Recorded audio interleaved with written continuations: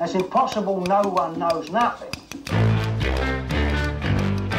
Someone, somewhere knows. I want the man who knows. Right. Who fancies what? Bonjour Adrien, Bonjour, merci d'avoir accepté cette interview. avec plaisir. Première question toute simple. Les vacances ont fait du bien, j'imagine. Oui, oui, ils ont fait du bien. C'est toujours un plaisir de retourner chez la famille, de couper un peu pour repartir de plus belle. Quel est ton sentiment après cette victoire dans le derby de la Garonne contre Bordeaux? Ah ouais, ça s'est super bien passé. C'est excitant de jouer des matchs comme ça, un derby pour nos supporters, pour le club. Et en plus de ça, on l'a gagné de fort belle manière. Donc c'était vraiment, vraiment top. Revenons plusieurs années en arrière. Tu as vécu en région parisienne et tu es parti ensuite à Montpellier. Je suis né en région parisienne, dans le 94 plus précisément, à Champigny-sur-Marne. Puis il y a mes parents qui se sont divorcés. Donc j'ai suivi ma mère dans le sud de la France à l'âge de 8 ans, 9 ans. Puis j'ai joué jusqu'à Montpellier Rouge jusqu'à l'âge de 14 ans. Et malheureusement, ils ne m'ont pas gardé. Et j'ai fini au FC 7 pendant 3 saisons. Ça s'est super bien passé. Et là, le TFC m'a recruté. Quel souvenir gardes-tu de cette époque? C'était vraiment. Parce que j'avais perdu confiance à Montpellier, d'être viré à 14 ans, c'est dur. Et j'ai retrouvé le goût au football, la confiance des entraîneurs qui m'ont fait passer des paliers. Et là-bas, le SSS, ça restera gravé dans ma mémoire. J'ai connu des personnes inoubliables où je suis toujours en contact. Il y a vraiment des très bons joueurs et j'en garderai un très très bon souvenir. Tu as toujours eu l'envie de devenir footballeur professionnel? Non, au départ, c'était plus pour m'amuser, pour le plaisir du football. J'ai jamais arrêté de jouer au football, même après ça, même si c'est dur à 14 ans d'être viré d'un centre de formation, surtout qu'on te dit des choses où c'est dur à entendre. Et après, c'est là où je suis parti au FC 7, où j'ai retrouvé le sourire, le goût du football et des coachs qui m'ont redonné confiance. Et c'est par la suite où je les remercie d'ailleurs. Donc par la suite, tu t'engages avec le club du Toulouse Football Club comme stagiaire pro pour 2 ans. Comment déjà se passe un peu ton arrivée et est-ce que tu avais d'autres propositions? C'était déjà d'abord une grande joie d'être appelé par un club professionnel. On m'a laissé encore une chance, on va dire, et j'ai su la saisir. Je suis venu 3 jours ici, ça s'est super bien passé. Les installations, c'était nickel. J'ai eu un rendez-vous avec le coach professionnel Alain Casanova. Et j'ai pas du tout hésité. À la fin de ces 3 jours, ils m'ont proposé un contrat stagiaire 2 ans et j'ai tout de suite signé.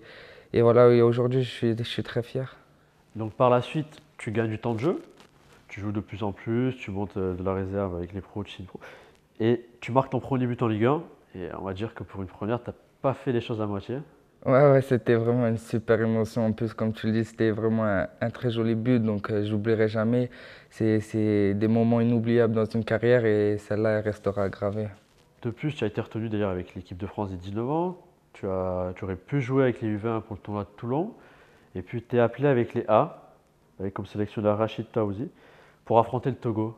Raconte-nous un peu cette première. C'était encore un autre grand moment dans ma jeune carrière. C'était vraiment une immense fierté, même si malheureusement on a perdu, mais j'oublierai jamais ce match à Casablanca contre le Togo. Après voilà, il faut être bon avec son club et avoir du temps de jeu, donc je vais tout faire pour en avoir pour être appelé avec l'équipe nationale. Depuis ta prolongation avec le TFC jusqu'en 2016, on a l'impression un peu de te voir patauger, avoir une demi-saison un peu difficile. Et puis un renouveau à partir de mi-décembre. Raconte-nous un peu ton bilan de cette mi-saison. Non, comme je l'ai dit en conférence de presse il n'y a pas si longtemps de ça, les 6 premiers mois, ça s'est passé très moyennement. Après, il y a eu le changement tactique qui a fait qu'après, il y a eu des belles recrues, des joueurs qui ont fait leur match. Donc moi, j'étais là en train de travailler dans mon coin et en train d'attendre mon heure. Et malgré tout, les supporters t'ont toujours donné cet amour, ils t'ont toujours soutenu. Oui, toujours, c'est vraiment. Je les remercie de leur soutien, que ce soit sur Internet, sur Facebook plus précisément. Et ça me touche, ça me va droit au cœur. D'ailleurs, on peut lire sur Internet plusieurs rumeurs sur ton départ ou autre. Mais quelle est ta situation? Non, c'est des rumeurs pour l'instant.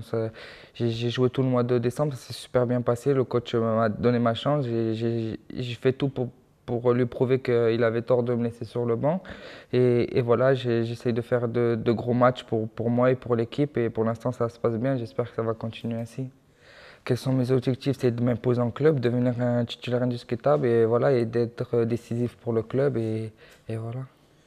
Un petit mot sur ce qui s'est passé hier soir avec tous les footballeurs en suivi. Que penses-tu de l'élection du Ballon d'Or?